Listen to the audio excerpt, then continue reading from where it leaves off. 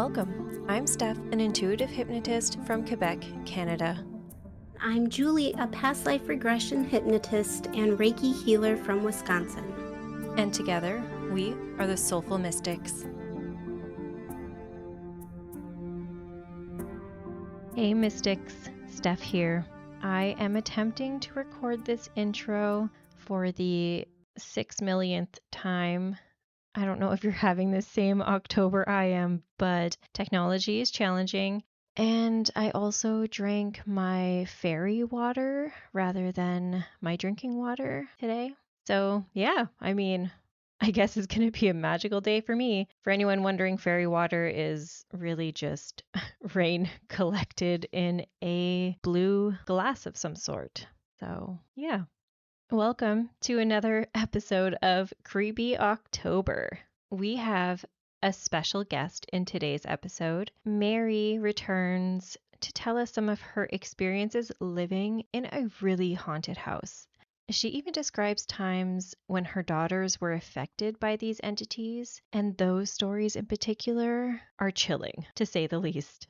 As you all know, we want to continue to grow our mystical community, so please follow, like, and share our podcast with fellow seekers of the unknown. And if you've been enjoying our journey through the mystical, please leave us a 5-star rating and review on Apple Podcasts. Your support fuels our mystical exploration, and your reviews inspire us to keep sharing our voices. We have a review from Auntie Dida. She writes, I just listened to an episode 20 if you're curious, where almost every message received by the client felt like it was specifically for me. I love the energy of this podcast, the subjects Julie and Stephanie cover, and the way they interact. I've also had a past life regression with Julie myself and highly recommend it. She worked with me to help me determine what type of reading would suit me best, and the session itself was incredibly healing. Can't wait to hear what Julie and Steph cover next. Also really looking forward to the spooky Halloween episodes. Thank you, Auntie Dita. And I think we were looking forward to these spooky, otherworldly Halloween episodes as well, or October episodes, just because, I don't know, it just creates such a spark of curiosity. And I love hearing about other people's experiences because it makes me feel not so weird. So thank you to everyone who sent some in. If you have been thinking about booking a session and you, just like Auntie Dita, want to work with a brilliantly talented Julie, you can find out more about her and her services at soulseekerhypnosis.com or on Instagram at soulseekerhypnosis. She is truly amazing and gifted at what she does. She's an incredible healer and just so intuitive with her sessions. They are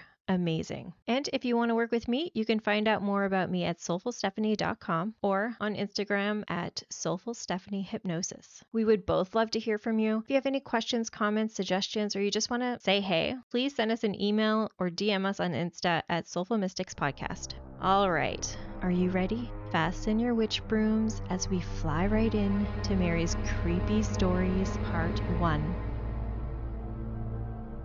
Mary, you wrote in telling us about your most consistent haunting that happened in a home that you used to own. And the entire time I was reading it, head to toe goosebumps. And Oh I my know, God. I think Julie and I both said the same thing of like, why am I reading this when it's dark and I'm alone? Because they are creepy. Yeah. Okay, It tell us. wasn't always creepy. No? How so? No, I feel like it started out, it was almost innocent. You know, it wasn't menacing. It didn't scare anybody, really. It started off kind of innocent and then hmm it gradually kind of got not so innocent. Do you feel like there was more than one entity? Yes. Okay. So maybe it was like a mixture. In hindsight, I don't know if there was a portal there. I don't know if somebody had opened something that would allow something negative to come, but definitely the vibe changed. Now I lived there 9 years, going on 10. So, you figure how much my life was changing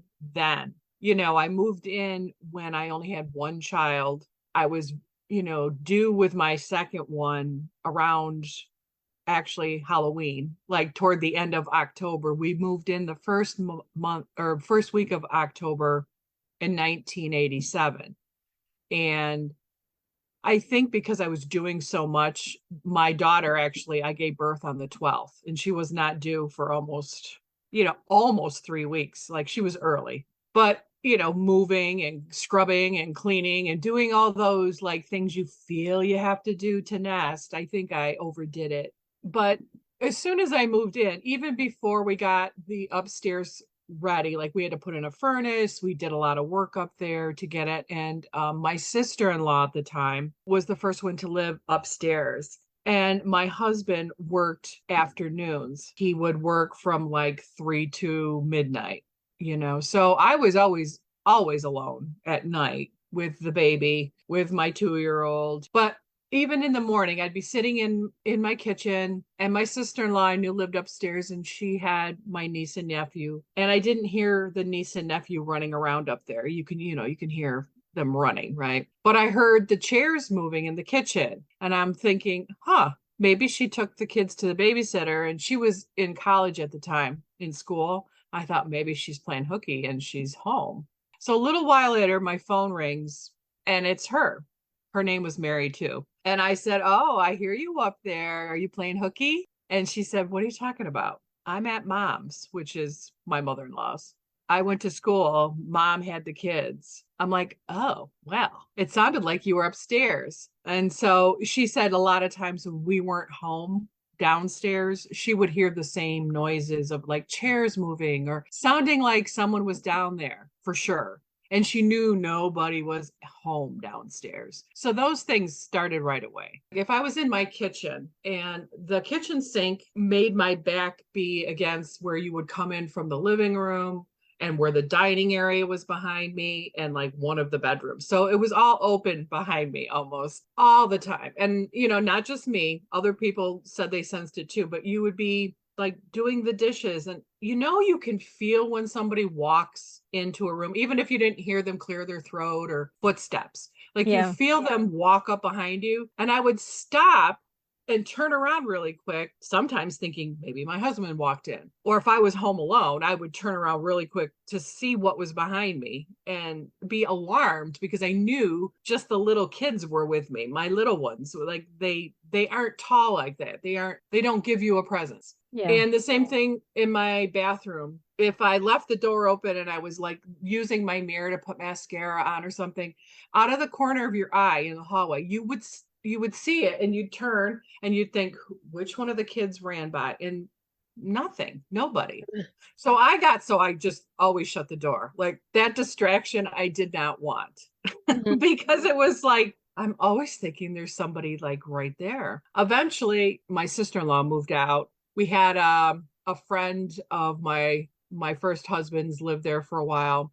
He did not report anything, but he wasn't very much there, to be honest with you. I had a very tumultuous marriage too at this time. So you got to understand, I think it was the perfect storm with emotions. I remember I went for a reading with a medium. I can't remember who it was, but she said to me in the reading, she said, "There's something about your house. It's almost like something is watching out for you, like something like watches over this home and has your best interests, like whatever." And I'm like, and at the time I felt that everything was innocent, and that was probably true. I never felt afraid to go to bed at night. I didn't have fear.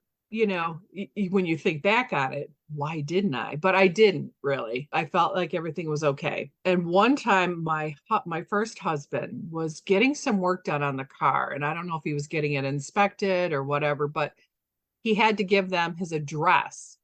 And there was a woman sitting waiting for her car who came up to him, and he asked him again, is this the address you said? And he said, "Yeah." And she said, "You need to leave that house. It will ruin your marriage," is what she told him. And he came home and told me this. And I'm like, obviously they knew the house and the address. I'm like, well, that's a weird thing, right? Like almost foreboding, right? Yeah. But the marriage ended not because of some unknown source. It was not good. He was an alcoholic, and it did end. We weren't even married that long. But I had these 2 little girls, and I stayed in the house. So I lived there alone for a time. And I remember I had really bad bronchitis, and I had gotten very sick.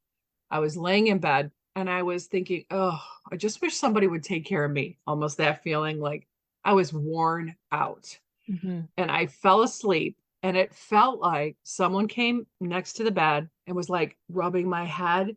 And I was half awake, half asleep, but it was like so motherly. And at the time, my mom was very much alive. And I just like fell asleep with that feeling. And I remember waking up in the morning and recalling that and wondering if that was some kind of dream, but it felt like I was half awake when it happened. And then I remembered what that psychic had told me, that there's something that looks out for you. And I'm like, I think there is. I really like felt like something was like trying to give me comfort in that moment. Yeah. Now, the one time that I sleptwalked was before my husband and I got divorced. And my daughter, Jessica, who was the baby that was born when I moved in, she was just a newborn. And so this is not very many weeks after I had her. So everybody chalked this up to me being exhausted, which I suppose, you can have sleep disturbances. But I thought I woke up and I could hear the TV on into the living room, which was in the front of the house. So I got up and I started walking, figuring that my husband was home and watching TV. And all of a sudden, I opened my eyes and I was standing in my kitchen. Everything was pitch black. My hands were on the back of a chair. And it was like silence is loud, deafening. Like I could not believe how loud that dark room was. I had to get my bearings. I've never sleptwalked, but I'm sure if there's somebody that does this regularly would probably say to you, oh yeah, that's how it is. You're so disoriented when you wake up. I wasn't disorientated as far as where I was, but nothing was going on. There was no lights on in the living room. The television wasn't on. The house was so dark and it was so loud in my ears. And I just stood there and I was like dumbfounded. And I went back and I just went back to bed. It never happened again. And like I said, I kind of brushed it off to probably just exhaustion, having a baby and all the stressors that are happening in my life. I figured, yeah, everybody's right. It's probably why it happened, but I hope it doesn't happen again because Yeah. it's going to stop me. Nobody's here to stop me from, doing something weird, walking around at night. And I know I told you in my message to you that years later, Jessica, who was the newborn at that time, she was probably maybe 4 going on 5. And her older sister, Sherry, had spent the night at a friend's. So she was alone in their bedroom. They had bunk beds.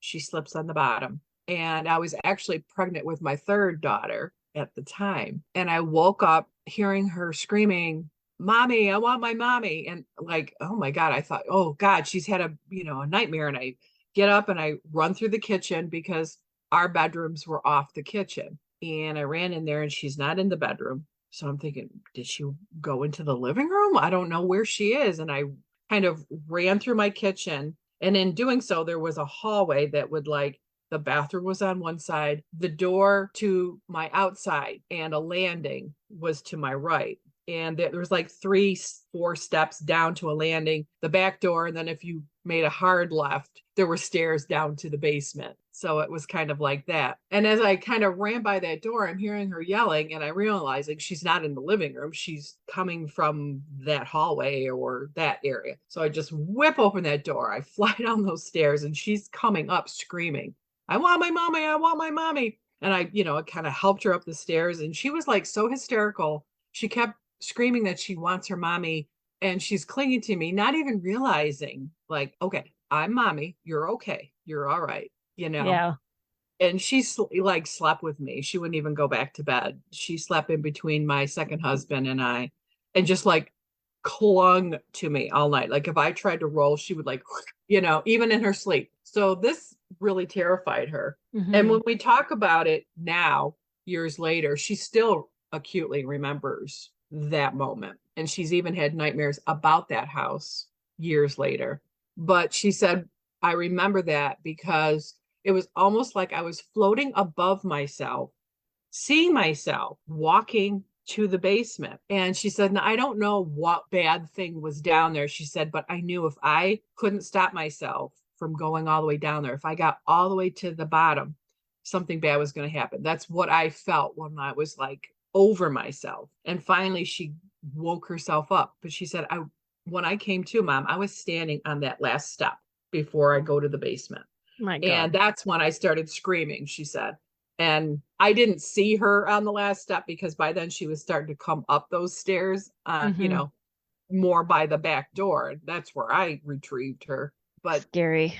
yeah, there was that one incident when I was cleaning my kitchen and moving into the kitchen, and my 2-year-old disappeared. That should have been a clue that it wasn't as innocent as it felt, because that was something she would never have taken off from my kitchen like that and gone to an upstairs apartment there was no electricity on up there. It was October, so it was late afternoon. It was dark, pretty dark in there anyway. And it was creepy because they had left all kinds of furniture and stuff lay around, and it was very dark up there. And when we looked at the house to purchase, I remember, we went upstairs and looked all over. I didn't really like the upstairs, but I told myself it's because nobody's living here. And obviously we need to do work up here, put in a new furnace. There hasn't been heat up here in a while. I told myself it's just because it's not being lived in. It kind of gave me that empty house feeling. And I should have gone with my gut, but I didn't. Live and learn. The way you described this house, with the wallpaper kind of coming off, and it was really like your classic creepy home. And so when you got up there looking for her after she disappeared, when you went up there with your mama bear instinct, because I would have nope, it terrified me. I could just picture I wasn't it. even thinking. I wasn't even thinking about like me. I was just like, you're right, mama bear. Like the fear of where is she? Because she would not answer me if she could. That's like, this was like new behavior, right? And I realize, she's a little over 2.5, whatever she was at the time. Okay, maybe this is something new. We're playing this game. But my first fear was that, oh my God, she went outside. Oh my God, but that front door was still dead bolted. So I was like, I turned to my right and I'm like, did she go upstairs? And all of this is going through my head as I'm like reacting and running and still yelling her name. Like this all like, I did not stop moving. I ran up those stairs, and when I went into that, you like your eyes have to adjust because it's really kind of dark in there. It was later afternoon, so October around here it gets dark when it's a cloudy day. It's not sunny. You can't really see clear. And I'm yelling for her name, and I don't hear any reply. But I was out of like, where the hell is she? And I went into that last bedroom, which is in the back. Walked in there, and they had like a recliner and some other crap sitting around, and there she was, sitting in this rocker recliner, this old nasty thing. And she was just sitting there humming. And talk about creepy kids, right? Yep. Mary Ann, what are you doing? And she's just, I'm playing. I'm like, honey, we do not play up here. Come on, let's go downstairs. And she came right down. She wasn't defiant or anything. I'm like, that should have been a clue. Like that was so unusual. I should have been like, Yeah, like playing with I should have investigated that more. I feel like I don't know. I just thought it was like, oh my God, 2.5-year-olds, they are a trip. Like you never know what they're going. Like I don't know. And maybe it was the shock of the situation too. Yeah. I mean, I don't know that my mind would have just automatically jumped to, oh, something lured her upstairs. Yeah, or you know what I mean? It totally, like, it did not. I was like blaming her, like, what the hell are you thinking? Don't go up there. And it was creepy. It was not something that she would normally want to investigate by herself without lights on, at least. You know what I mean? I never thought that she would be like interested in going up there in the dark in an area you don't know, and then finding a seat and just sitting there waiting for me to find her. Like, what? No, that would have given me a heart attack. Oh, it all, like, I'm pregnant too. I'm like, no wonder I had that baby early. Jeez. Oh my God. And I'm not running really fast because I'm very pregnant. Oh, it's like a waddle. It was a waddle run. It was, yeah. We are not doing this. We don't go upstairs by ourselves. Wow. Oh my God. Yeah, that one there would give me nightmares. And children and sleepwalking. I know. I once went to a restaurant, and this was a live children, not a ghost, but this is how scared of children I am sometimes. I was at the restaurant, and this little girl, she was probably like 2 or 3, was turned around on the chair with her hands like this, just staring at me. And anytime I would look over, was like, do you guys, at first I asked if they saw the kid, and they're like, yeah. I was like, why is she staring at me? And she kept staring at me the entire time. And I went to the bathroom to see, and her face didn't move. Her eyes went up and followed me. And I was like, you know what, guys, I can't do this. I'm out. I left. I wonder what she was seeing. I don't know. I didn't like it. There was no expression. It was really just like a child staring at you for a very long period of time. Like their attention span is not that good, but No, hers was. unless they're trying to be good. Like, I can't play. I can't do anything. I'm going to get yelled at. So I'm just going to stare at this lady. And that's it for today's episode. Until next time, stay curious.